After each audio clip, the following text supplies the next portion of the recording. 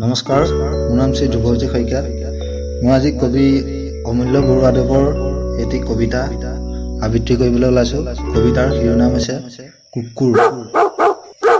সৌদল কুকুৰ, প্ৰত্যেকটো ৰাস্তাৰ আৱৰ্জনাৰ দোনবিলাকৰ কাষে কাষে সিহঁতৰ প্ৰত্যেকৰে মুখে মুখে ৰস নাইকিয়া শুকান একোডোখৰ জাতি বৰ্ণ বিচাৰ নোহোৱা হাৰ, নাইবা কোনোটোৰ মুখত ফুটা জোতাৰ একো টুকুৰা লেকেটা চামৰা। দুই এটা ভাগ্যৱানৰ বাহিৰে চোৱাপাতনিৰ ভাতৰো সিহঁতৰ বাবে অনাদৰ। সিহঁতৰ পাছে পাছে ফুৰিছে গাঁৰ চাৰ দৰে আন্ধাৰ বুভুক্ষা। ক্ষুধাৰ তাৰণাত সিহঁতে পাহৰি যায় অহিংসা পৰম ধৰ্ম। সিহঁতৰ অশৃংখল কোলাহলপূৰ্ণ হিংসামত্ত সমাজত ক্ষুধা নিবাৰণৰ কেৱল কঠোৰ সংগ্ৰাম। যুধিষ্ঠিৰৰ লগত স্বৰ্গাৰোহণৰ আশাত ধৰ্মযাত্ৰা কৰিবৰ মৰসাহ আৰু সিহঁতৰ নাই।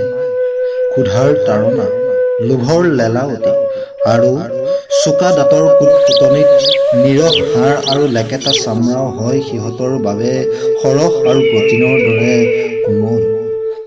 ইমান তৃপ্তি সিহঁতৰ দাঁতত পেলাই চুবোৱাৰ নানা কৌণিক ভংগীমাৰে সিহঁতে যেন আৰু জটিল কৰি দিয়ে সৃষ্টিৰ এটা পুৰণি জটিল প্ৰশ্ন।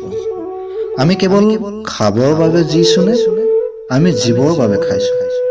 কিন্তু খোৱা পিয়া আৰু ফূৰ্তি কৰা, খাবৰ বাবে জি থকাৰ প্ৰত্যেকটো আহিলাৰে যে সিহঁতৰ অভাৱ। জীৱৰ বাবে খাবলৈ খাদ্যৰ নামতো সিহঁতে পায় মহামাৰীৰ বিষ। এনেকৈয়ে সিহঁতে মৃত্যুক নিজে মাতি মৰিব, সিহঁত নিৰুপায়। সিহঁতৰ প্ৰত্যেকৰে কপালত যে সনা আছে কুৰি শতিকাৰ সভ্যতাৰ নীলাজ হাতৰ চেকা। আন্ধাৰ নিশাৰ প্ৰভুৰ ঐশ্বৰ্য চন্দুক বিশ্বাসী প্ৰহৰী পোহৰত দুৰ্বল নিষ্পেষিত ঘৃণিত প্ৰভু ভক্ত সকলোৱে সিহঁতক উৎপ্লুঙা কৰে। এইখন পৃথিৱীত কি যে কোট চক্ৰান্ত। এইদল খাবলৈ নোপোৱা কুকুৰ, ইহঁত নিম্ন বংশজাত। কিন্তু আৰু এদল আছে, সেইদল কুকুৰে খাবলৈ পায়, সিহঁত উচ্চ বংশজাত।